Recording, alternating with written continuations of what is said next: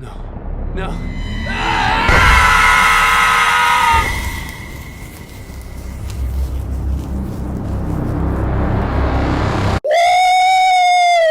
That's what I'm talking about! That's why he's the MVP! That's why he's the GOAT! The GOAT! A few moments later.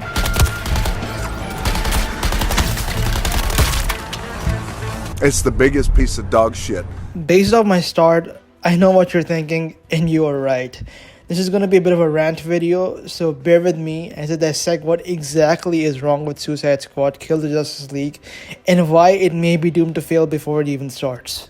So, as you know, Rocksteady initially was supposed to release this game in May 2023, but when a new trailer for the game dropped in the months prior to the release, fan reception was not exactly positive, most notably because it was a live service game, which already had a bad rep in the superhero genre of Marvel's Avengers, which did not do as well, so people were already over this concept.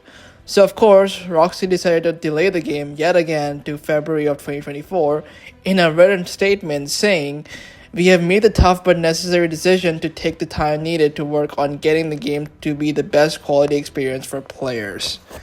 I see you've already stolen traversal equipment. You'll need it to stay off the streets. Setting a new recon point.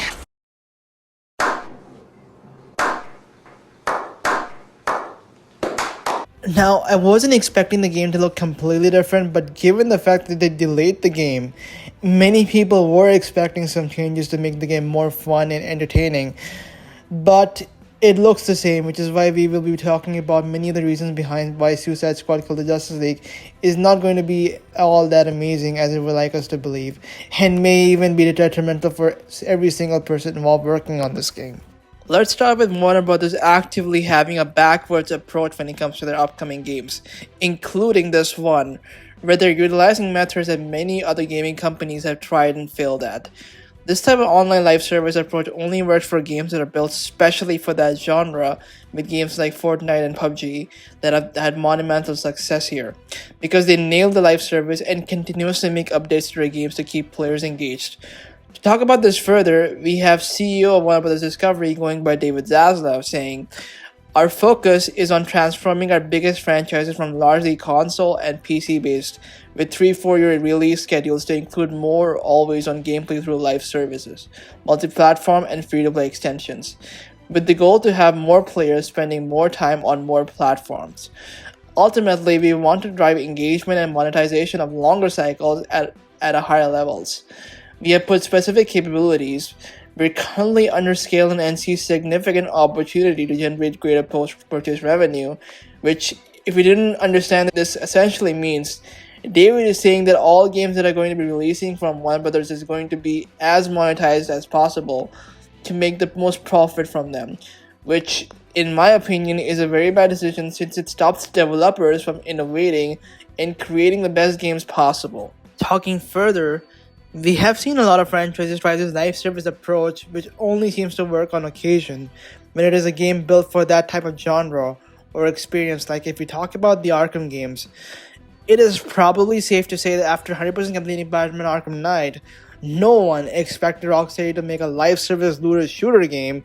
And to that point, I know that this game will have a great story and amazing Easter eggs to the Arkham franchise, because if Rocksteady has taught us anything with Arkham Knight, is that their world building and gameplay environment is simply out of this world.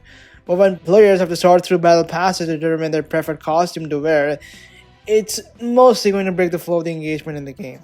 Now, I'm not saying that the game is completely terrible. The campaign or the story looks fun. Metropolis has never felt more alive, and as I said before, Rocksteady always nails the environment of the game, and I'm interested where Rocksteady takes these characters. But based on everything we have watched till now in regard to the game, where we saw the traversal and the combat, and I honestly thought I really missed the fighting style from the Arkham games, which was precisely the most fun aspect of those games, where you're continuously spanning squares to hit enemies, and how the gliding aspect being more fun than what we see here, which is essentially Deadshot using a jetpack, or Harley swinging like Spider-Man around the city, with live service component and the battle bus being the awful cherry on top. If I'm being candid about it, when you think about Suicide Squad, you don't really wonder about grinding for the best weapons, battle passes, and rarity-based costumes, and grinding in general, because nothing like this represents these characters at all. Now, if that didn't convince you, well, let me tell you that the game is not available to be pre-ordered to the PlayStation Store right now. Now, before I jump into it, let me remind you that Marvel Spider-Man 2 that released 4 weeks ago had 3 editions: the Standard, the Digital Deluxe, and the Collector's. Though for this argument, we shall only focus on the Standard and Digital Deluxe. The Standard edition had a cost of $69.99 excluding taxes, whereas the Digital Deluxe was priced at around $79.99 including taxes, which is a $10 jump between these editions. So you may be asking, Cal, Suicide Squad Kill the Justice League is a console and PC game, so it should be around the same range as Marvel Spider-Man 2, right? Well, the game also has 2 editions, with the Standard being at $69.99 excluding taxes, just like Marvel Spider-Man 2. But the Deluxe edition takes a huge jump in price, with it turning out to be $99.99 excluding taxes, a $30 difference between both editions. And based off of everything that I see included in the Deluxe, including 22-hour early access, some brand new suits, and a Battle Pass token confirming the live service aspect of the game, it simply doesn't seem worth it at all. Now, we shall see how the game is received when it releases in February of 2024, but I can wholeheartedly say that the financial business that the game may end up doing will be much further away than what Warner Bros. Is predicting, or what we saw recently with Marvel Spider-Man 2 selling 2.5 million copies in less than 24 hours. So it won't end up doing that either, but let me know what your thoughts are on what you think about Suicide Squad Kill the Justice League. Do you think it will have a slow start come launch day and then get a bigger audience with word of mouth? Or will you be purchasing the game at all? Let me know your thoughts in the comment section and subscribe to the channel for more gaming content. Thank you for watching. Goodbye.